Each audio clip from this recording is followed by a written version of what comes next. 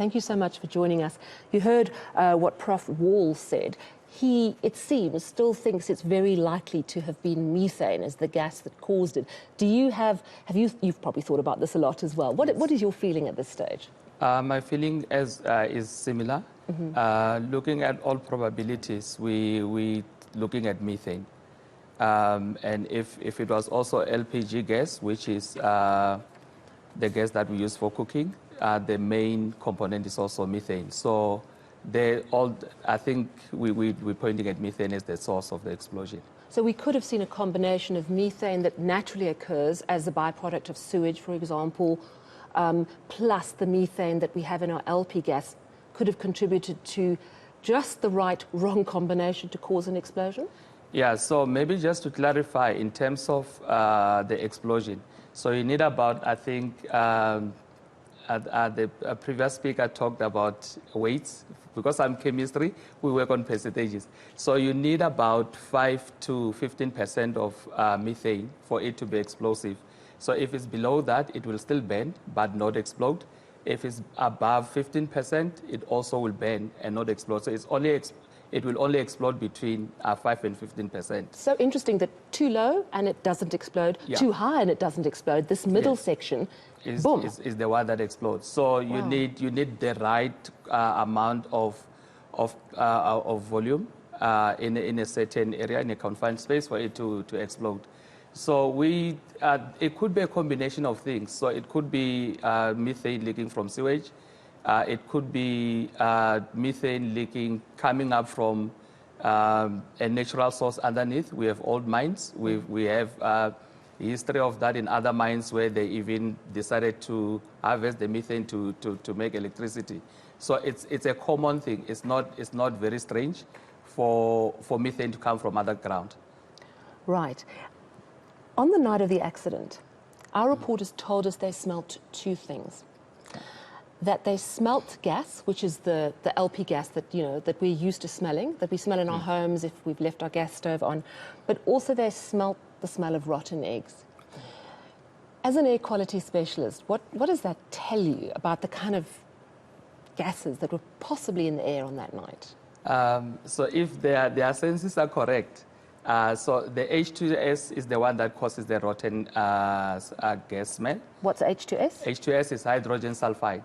Okay. It's also produced naturally during the decomposition of organic matter, the sewage.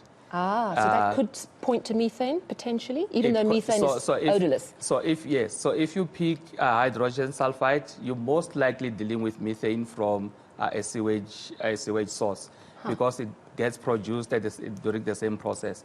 And when you smell, basically you can't smell methane, but you smell H2S when the sewage gas is coming out.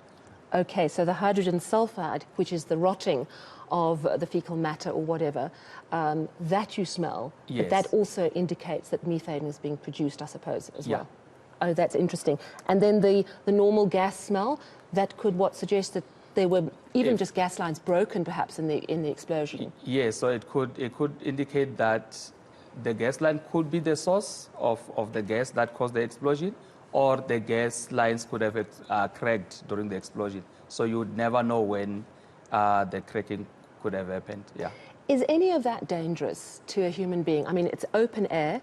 There's the gas and there's the hydrogen sulfide smell. Is any of that dangerous to breathe in? So methane itself is not dangerous as long as you're not in a place where it will displace the oxygen. So just breathing it in, you'll breathe it out.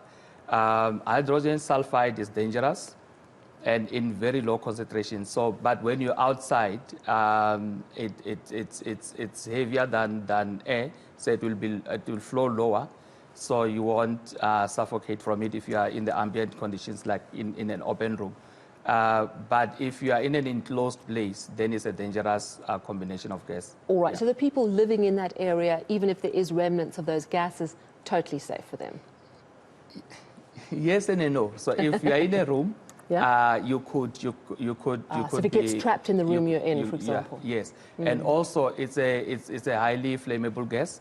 So if it's flowing, there's a pocket of air somewhere, and someone passes and they're smoking, it could also ignite. So it's dangerous in that sense. That is flammable. Now, today we were hoping to find out what exact gas caused this and where it started. We didn't get those details. They're still doing tests. So how do you go about sort of reverse engineering, figuring out where the blast started and what gas caused it? Because all those gases have now exploded.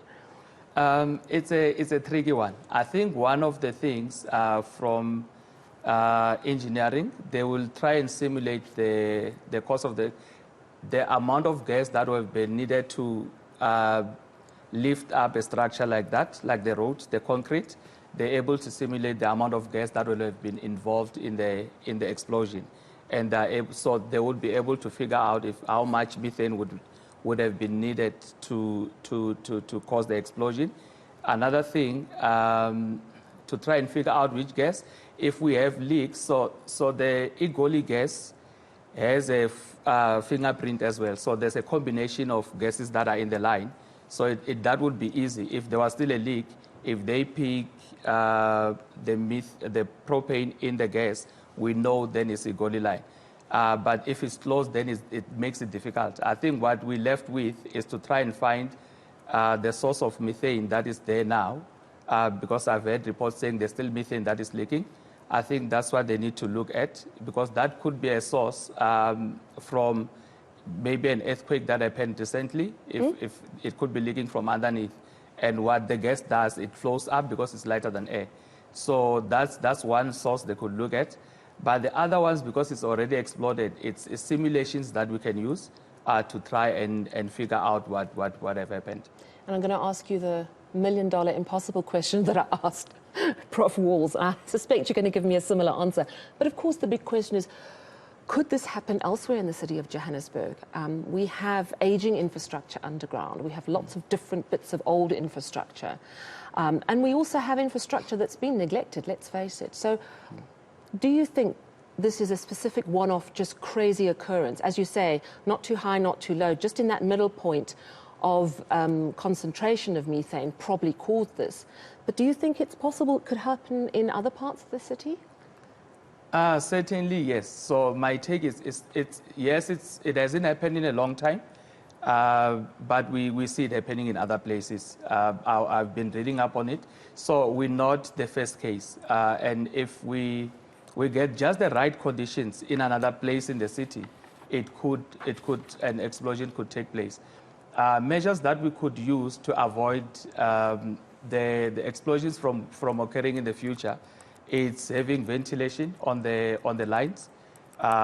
There's also monitoring that you can do. We've got instruments that are able to measure the gases that we expect in the tunnels that we can do, and they'll give alarms when the gases are going above the critical ranges.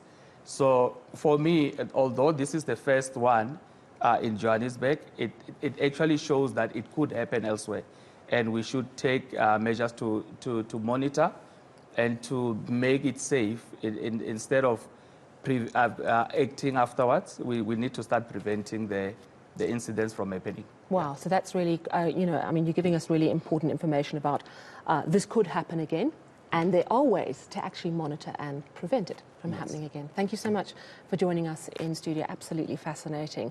That's Hlayiseka Yingwani. He's an air quality specialist from Wits University, chemical engineer, metallurgical engineer, talking about this chemical mix and what we can do to prevent another disaster.